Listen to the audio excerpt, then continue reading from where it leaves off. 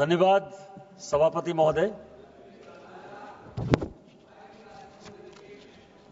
इस देश में सभापति महोदय, अंग्रेजों ने जो कानून बनाए या जो आजादी के पहले के कानून हैं वो आज तक चल रहे हैं और उसको हटाने का जो बीड़ा माननीय मोदी जी ने उठाया है, हम उनके शुक्रगुजार हैं और हम सर्बानंद सोनोवाल जी के भी शुक्रगुजार हैं कि वो इस बिल को लेकर आए। आपको आश्चर्य होगा अध्यक्ष महोदय कि इस देश में जो कानून है, हम जो है पतंग नहीं उड़ा सकते, हम बैलून नहीं उड़ा सकते। उसके लिए पतंग उड़ाने के लिए भी अपने को यहां संजोग से रूढ़ी जी बैठे हुए हैं। 1934 का जो एयरक्राफ्ट एक्ट है वो ये कहता है कि यदि मुझे पतंग उड़ाना है तो मुझे भारत सरकार या संबंधित सरकार से परमिशन चाहिए। बैलून यदि उड़ाना है तो उसके लिए संबंधित सरकार से परमिशन चाहिए। आप जिस राज्य से आते हैं सभापति महोदय, आप जिस राज्य से आते हैं आंध्र प्रदेश से, आंध्र प्रदेश में जो इंस्पेक्टर है जो कि हम लोगों को लाइसेंस देगा ट्रैफिक का, उसका दांत नहीं टूटा हुआ होना चाहिए। आप समझ सकते हैं कि किस तरह के लॉ है। एमवीआई एक्ट में यह प्रोविजन है आंध्र प्रदेश में कि जिस आदमी के दांत टूट गए वो एमवीआई इंस्पेक्टर नहीं बन सकता है। उसी कड़ी में अभी इस पार्लियामेंट ने लेडिंग बिल पास किया।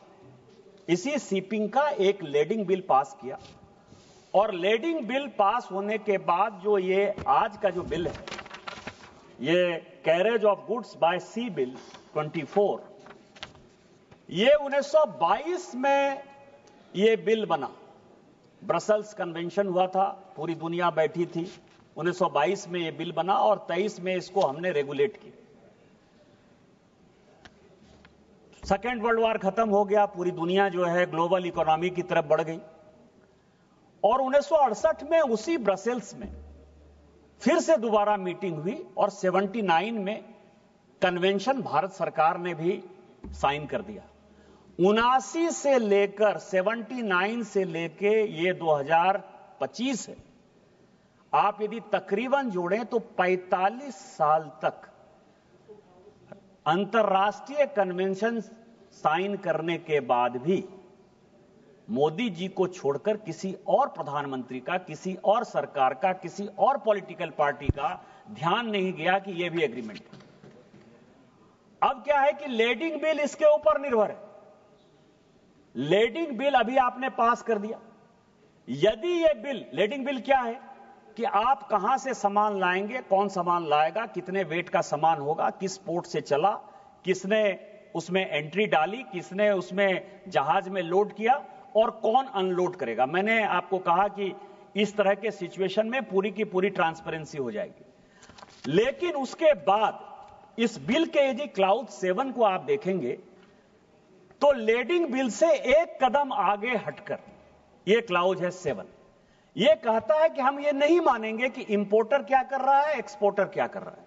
जो एक्सपोर्ट किया उसने सर्टिफिकेट दे दिया, जो इंपोर्ट किया उसने सर्टिफिकेट दे दिया।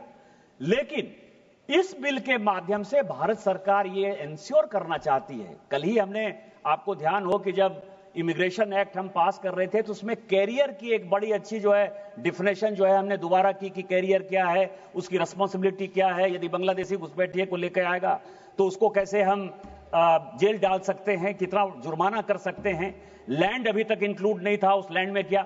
इसमें जो है हमने थर्ड पार्टी की बात कही है कि हम केवल इंपोर्टर और एक्सपोर्टर की बात नहीं मानेंगे, हमको थर्ड पार्टी भी चाहिए जो ये ऑथेंटिकेट करे, जो ये बताए कि जो आया है, जितने गुड्स आए हैं, जितने केजी के आए हैं, जिसने दिया है, उसका जो है सेंट्रल गवर्नमेंट ने इसमें इंश्योर किया है। ये क्लाउज 7 कहता है।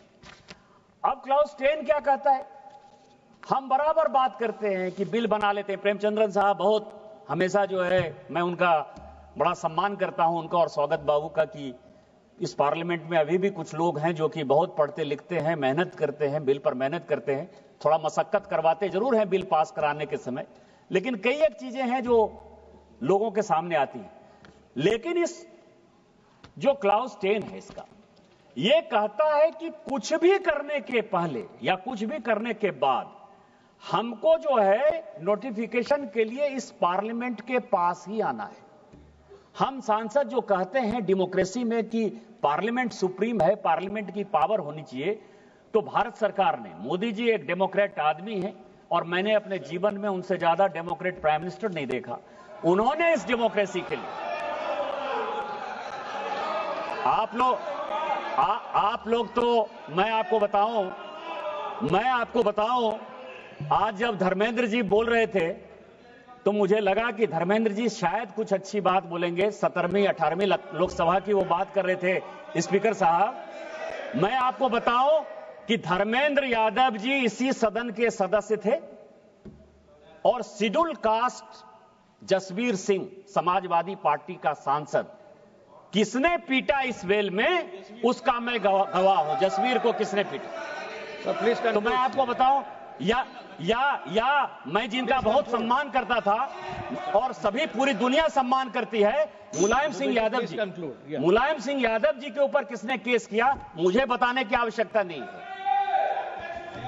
Please conclude sir, please conclude. इसके बाद जो अगला पॉइंट है सर, अगला पॉइंट यह है कि जो इंडियन कैरेज गुड्स एक्ट 1920, बस 2 मिनट में खत्म करूंगा, 25 को जो हम रिपील कर रहे हैं, उस रिपील में मैं आपको बताऊं कि जो सी है, सभापति महोदय, जो सी है और जो एयर, इन दोनों से यदि बाहर से कोई सामान आएगा तो वो कोई राज्य के पास, जैसे कस्टम है, एक्साइज है, उनकी एनफोर्समेंट एजेंसी है, उसका अधिकार आज तक जो है इस संविधान ने, भारत के संविधान ने किसी राज्य को नहीं दिया है। तो राज्य को यदि नहीं दिया है तो जब डिस्प्यूट खड़ा होगा, उसको पकड़ने की बात होगी, उसको पेनल्टी लगाने की बात होगी या उसके ऊपर कोई कार्रवाई करने की बात होगी, क्योंकि इस देश में 2 डिफिनेशन है, मेजर पोर्ट का और माइनर पोर्ट का। मेजर पोर्ट वो है जो भारत सरकार का है और माइनर पोर्ट वो है जो कि राज्य सरकार उसको लाइसेंस देती है और उसके आधार पर है। लेकिन माइनर पोर्ट के अलग कानून है, जो मेरीटाइम बोर्ड जो है, अलग अलग राज्य सरकारें जो है उसको कंट्रोल करती हैं। तो इस एक्ट में यह दिया है कि माइनर पोर्ट हो या मेजर पोर्ट हो, जहां भी समस्या आएगी उस समस्या के समाधान करने का पूरा का पूरा अधिकार जो है वो केंद्र सरकार को होगा। इतने ऐतिहासिक बिल के लिए, क्योंकि समय कम है, मैं धन्यवाद समय नहीं लेना चाहता, इतने ऐतिहासिक बिल के लिए मैं अपनी पार्टी भारतीय जनता पार्टी का, हमारे नेता माननीय मोदी जी का और सर्बानंद सोनोवाल जी का शुक्रगुजार हूं कि उन्होंने ब्रिटिश शासन के बनाए हुए रूल को खत्म करने का साहस किया। जय हिंद।